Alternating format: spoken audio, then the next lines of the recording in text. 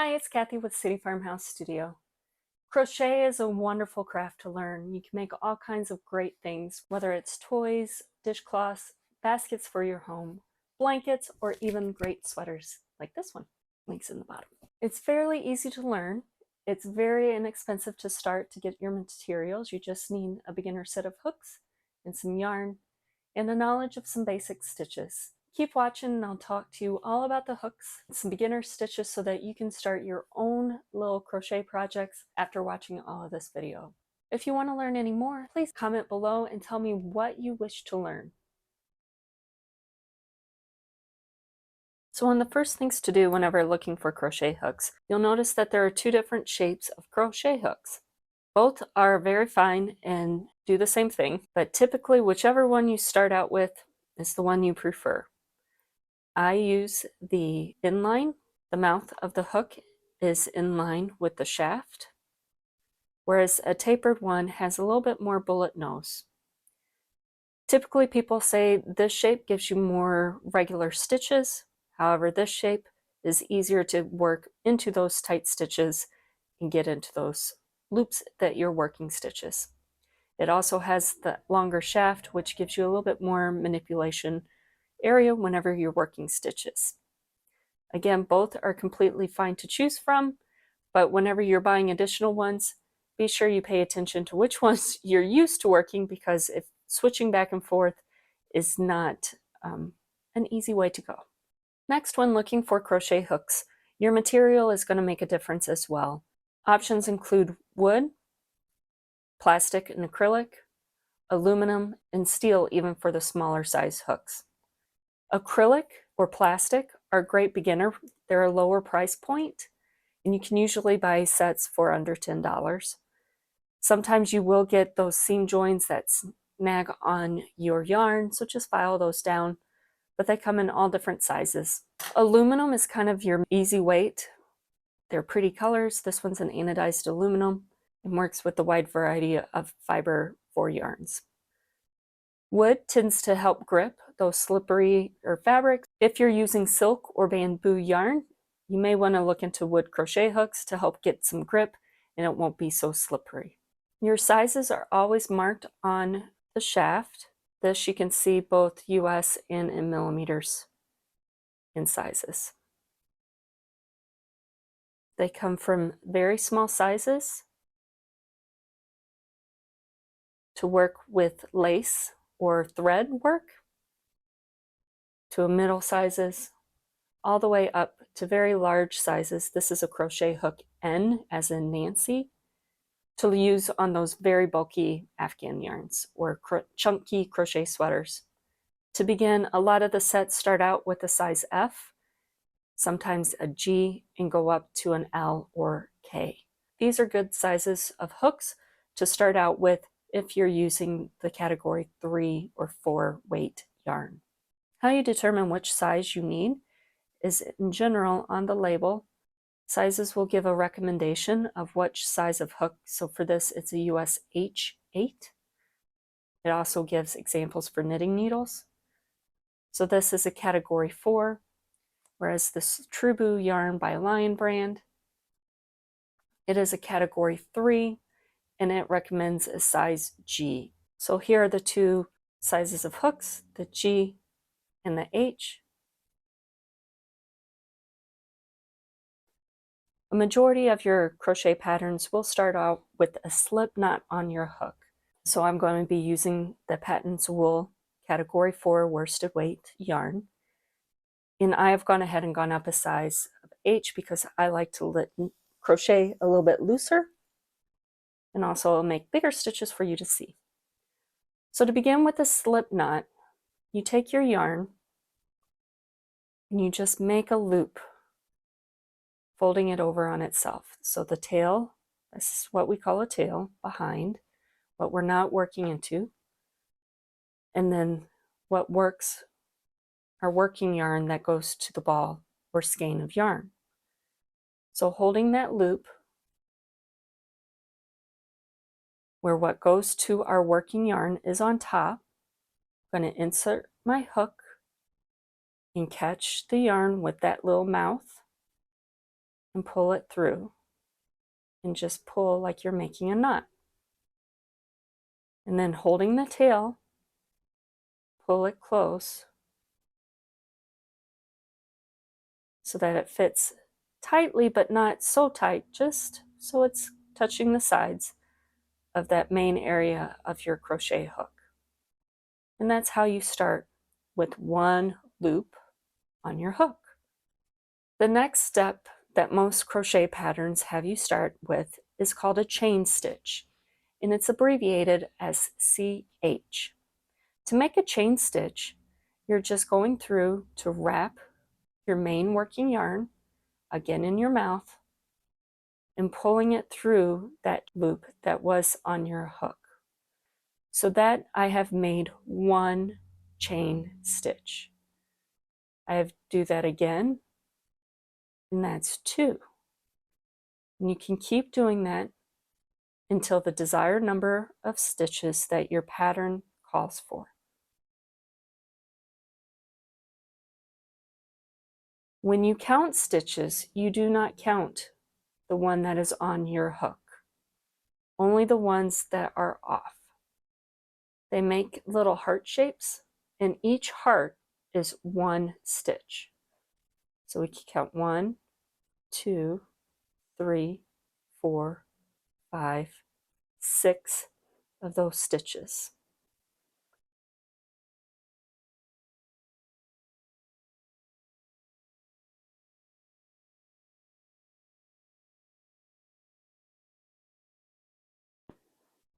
The next stitch I want to teach you is the single crochet.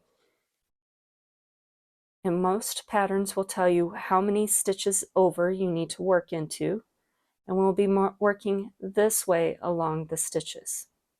But how I do it is it would skip one stitch, and you go into one of those loops of the heart, pull up a loop like you were making a chain stitch, and now you're going to pull a loop through both of those loops that were on your hook. And that made one single crochet. Now I'm going to go to the next heart, insert into one side of the loops, pull up one loop. So now you can see I have two loops on my hook, and I'm going to pull through both of those loops.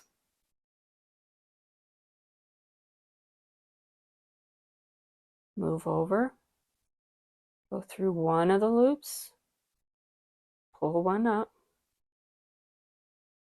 pull through two.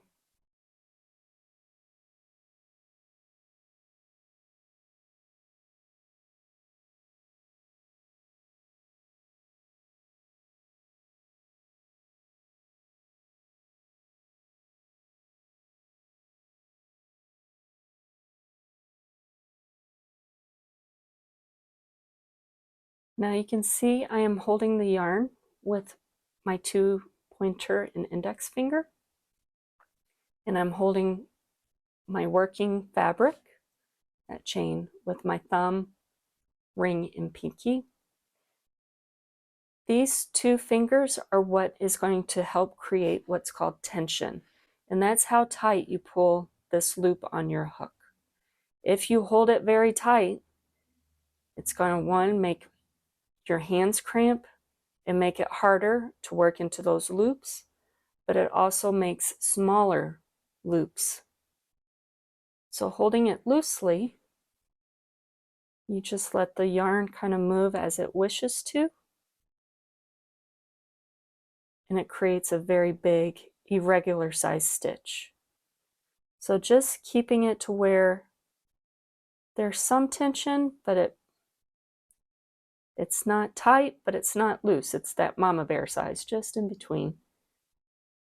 And you can get a nice, even stitch, and you don't get as near as the tension cramps in your hand. So now I've come to the end of my row, and a row is just the working back and forth that one direction of the stitches that you've already made.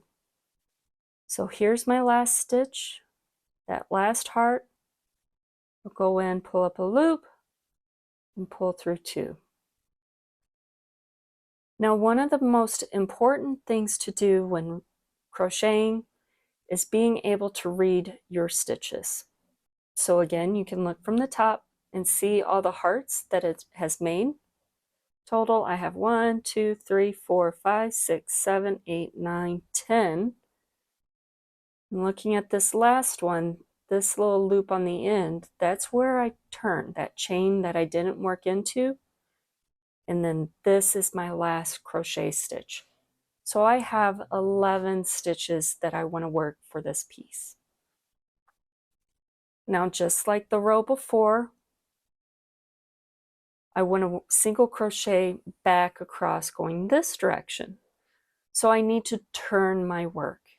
So to do that, you just chain 1, turn your work, and then go through both of those heart loops.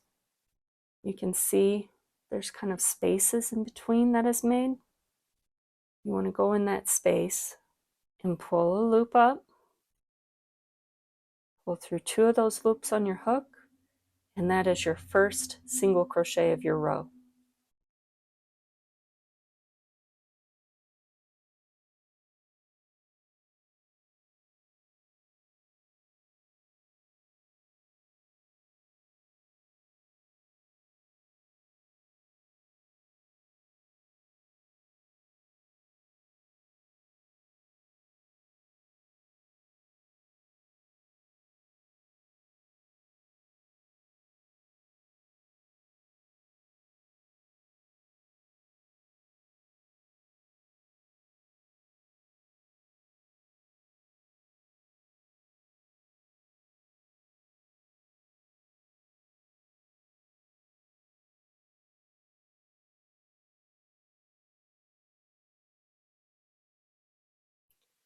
So now I'm getting to the end of the row, and I want to make sure I'm reading that correctly. This little bar is my turning portion. So I have 1, 2 stitches that I want to make.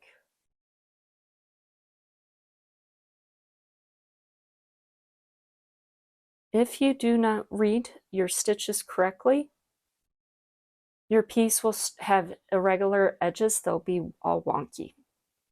Another way to do it is go back through 1, 2, 3, 4, 5, 6, 7, 8, 9, 10, 11, and count your stitches to make sure that you are keeping the same number of stitches. The next stitch I want to teach you is the double crochet, and its abbreviation is DC. Double crochet is twice the height of a single crochet. And to begin, we're going to chain 2, and that gets our hook up to the height of the beginning of the next row height. Now, because of this, many patterns include this double crochet as the first stitch in your work. So whenever we're going to make another double crochet, we're not going to go into that first stitch of the row before like we would on single crochet. We want to go into the one next to it. So we're not having that turning chain. Now to make the double crochet, which is double the height of the single crochet, we're first going to wrap our yarn around our hook. So again, you just go under and around. Then I want to go into both of those heart loops like before. So just like a single crochet, pull up a loop. Now we have 3 loops on our hook. We'll pull a loop through 2 only, and then pull through 2 again. And that tall stitch is your double crochet. So to go into the next stitch to make your next one, wrap your hook into both of the heart loops, pull a loop up, pull through 2, pull through 2. And we'll keep on working down.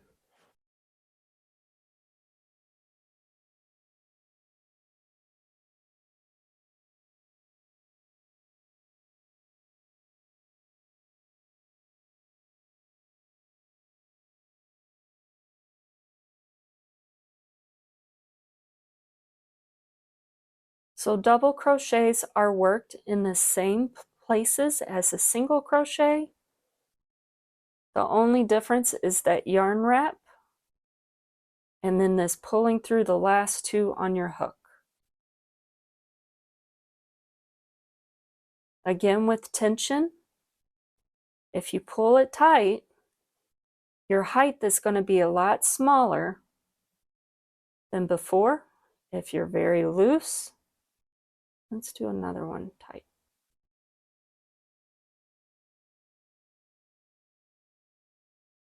So there you can see how much shorter the height of that double crochet is from just holding it not too tight, not too loose.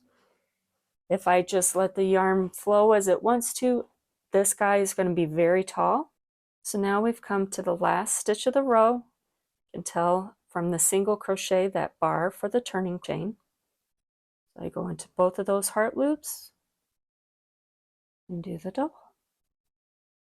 So now for the next row, chain 2.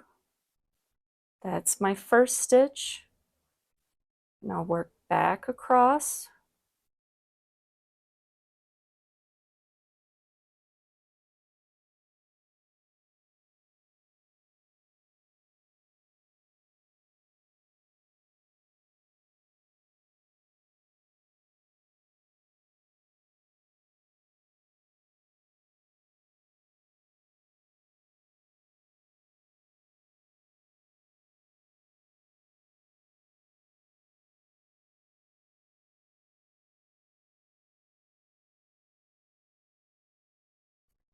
Okay, I'm coming to the end of my row and I want to make sure I don't miss a stitch or do too many.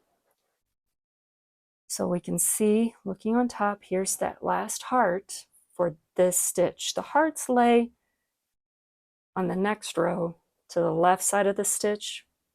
On the row you're working, they lay to the right side of the stitch.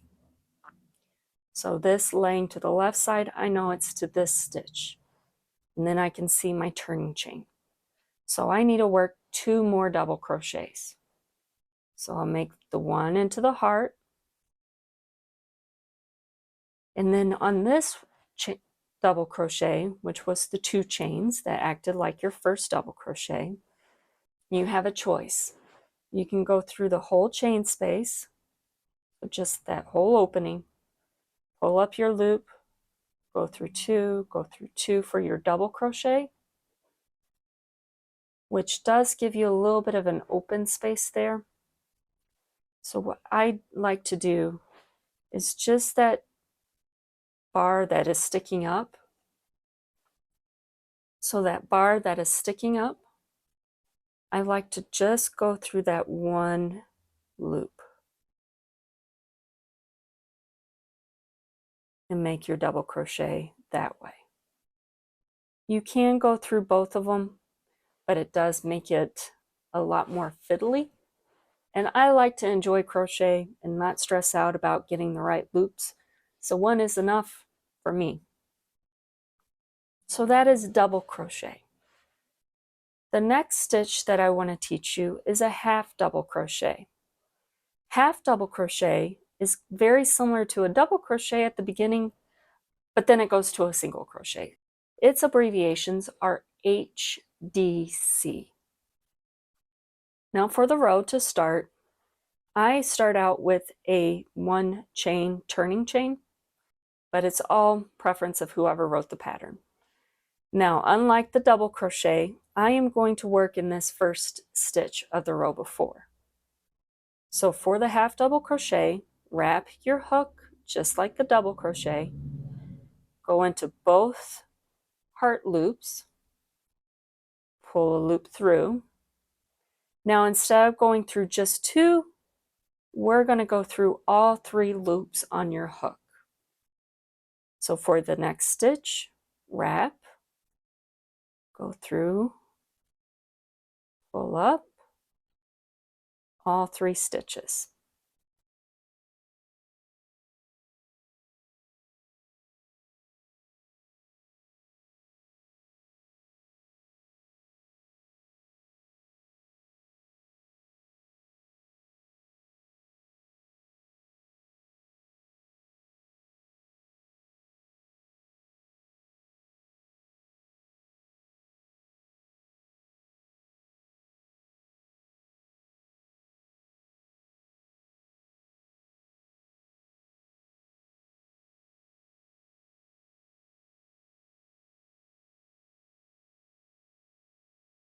So there's my last double crochet.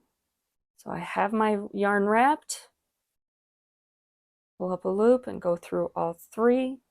Now I need to do one in this last chain bit. That was considered my last double crochet. So for a half double crochet, wrap the yarn, pull one up, go through all 3. Now again, to go back, chain 1, wrap my yarn, insert it, pull through all 3. Half double crochets gives you this nice ridge below that whenever you work half double crochets, it alternates each side. And it really gives a nice detailed effect.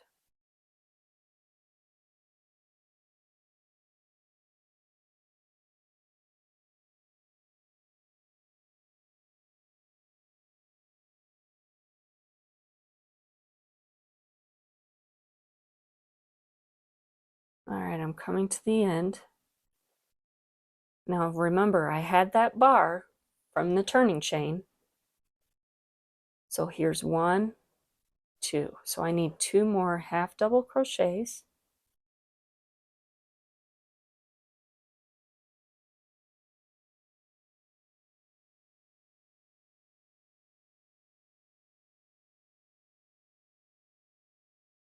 And there you go.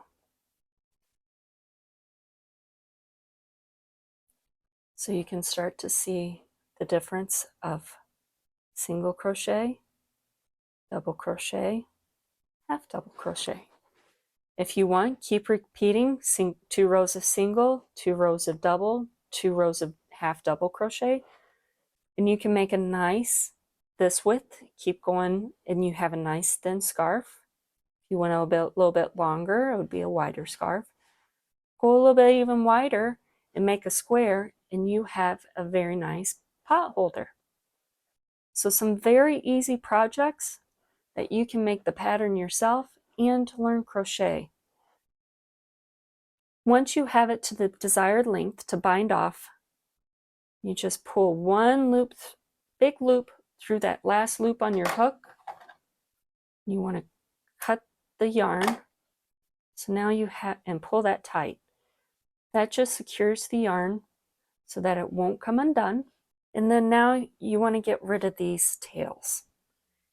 And this is called weaving in ends. So you take either a tapestry needle, a blunt craft needle,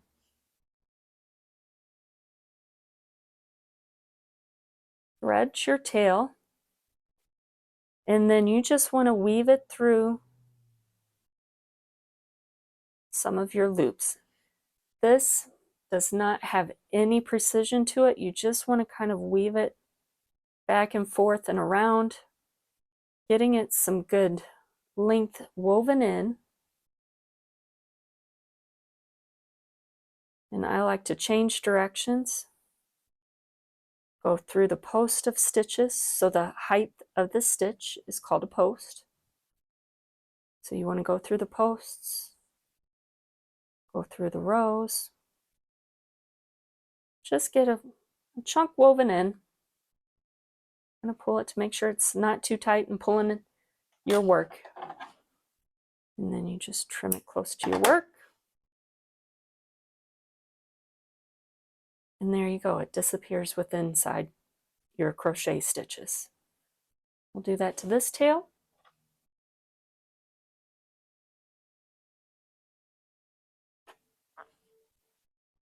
I always, on the row that I ended on, I just like to go back through that center stitch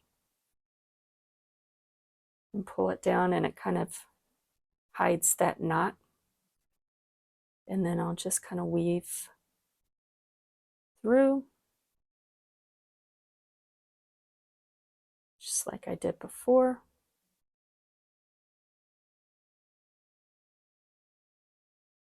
I do like this one that has the point because it will split some of your yarn and help, especially if you're using a wool yarn, to lock your tail into place. Just kind of go back and forth and around.